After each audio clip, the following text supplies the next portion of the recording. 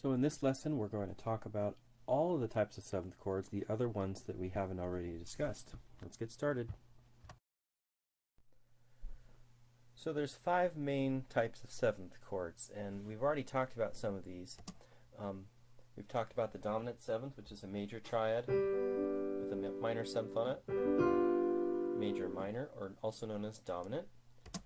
We've talked about the 7 half diminished. This is a diminished triad. It has a minor seventh, but it also has a major third on top. We talked about fully diminished. It's all minor thirds, diminished triad, and a diminished seventh. And another type of seventh is a major seventh. Major major, sometimes it's called. Has a major triad and a major seventh. Or a major triad with a major third on top. Okay?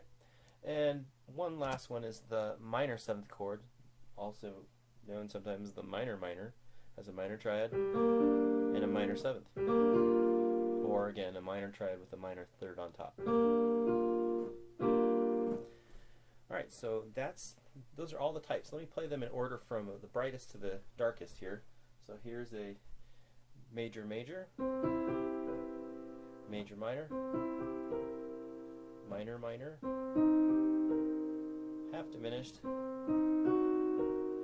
and fully diminished.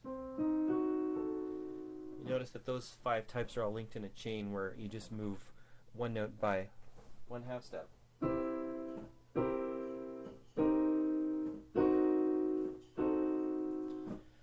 Okay. Now, some of these are obviously more common than others. We know that the 5/7 is the most frequently used seventh chord. After that, probably the 7s are common, and the 2s are equally as common, I would say. So 7 half diminished in minor, or sorry, in major, and 7 fully diminished in minor. Here's what those sound like once again. Here's half diminished and fully diminished. Here's the 2/7. And here it is in minor, it's half diminished. Okay, the next most frequent would be the 4/7. In a major key, that's a major major seventh chord. In a minor key, that's a minor seventh chord. Also, the 6/7 is not that common. In a major key, that's a minor seventh, and in a minor key, it actually is a major seventh chord. And lastly, the 1 chord. This is rare outside of jazz for the 1 chord to have a 7th on it. In a major key, it would be a major 7th chord. In a minor, it would be minor. So those are all the possibilities. Certainly not all as frequent. We found. Whoops, there is one more. Everybody forgets about the 3. The 3 by itself is fairly uncommon, but with a 7th, that's all makes it less common. So the 3/7 is minor in a minor key and major in a minor key. Okay. So to summarize, the most common is the dominant, the dominants, meaning the 5/7 and the leading tone sevenths. And then next most common are the predominant sevenths, the 2s and the 4s. And from there on, they become less common. So with these less common seventh chords, there are places where we find them, but they're not as common. One place where you see these other seventh chords is in a harmonic sequence, such as in the circle of fifths. If we took the circle of fifths and added a 7th to each one of the chords, we would get something like this.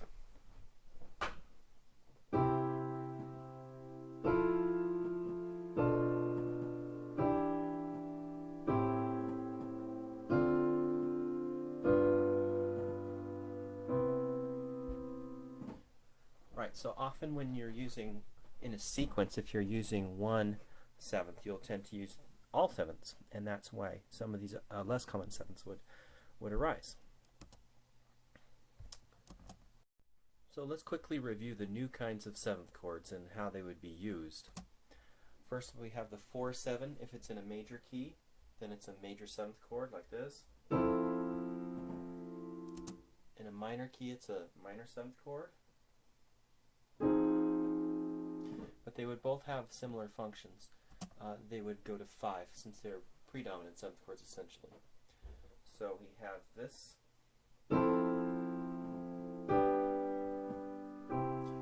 4, 7 going to 5, going to 1. The 4 could also go to a 2 first, like this. Then 5, 1. Alright, so just adding a 7th doesn't essentially change the function of the 4. The 6, 7 is a minor 7th chord. But in a minor key, it is a major 7th chord. Which has an interesting sound. Like a regular 6, a 6, 7 is going to go to a 2 or a 4. Here's an example. There's the 2, and then the 5, going to the 1. Let's try it in minor. You can have something like this.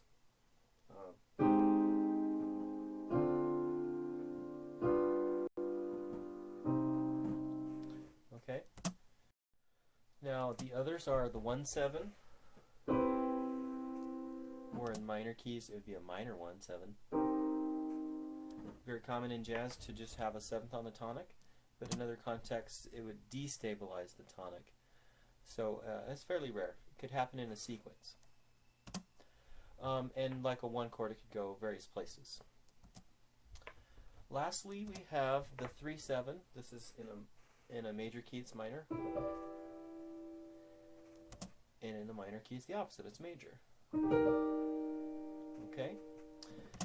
And this is unusual. Again, you would just find this in harmonic sequences. So if I started on the 3, 7, and go to the 6, 7, sorry, hold on a second. 2, 7, 5, 7, and then the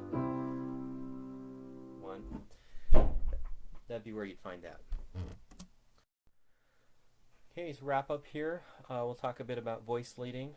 Like the other 7th chords, you're going to take that 7th in any type of 7th chord and resolve the 7th down. So if I have a 4, 7, the 7th here is in the top, that would go down into the next chord. So 7th's resolved down. If there's a leading tone in the chord, you should generally take that up. Can't leave the root out. Obviously can't leave the 7th out either, or it wouldn't be a 7th chord. So those are the main things to be aware of.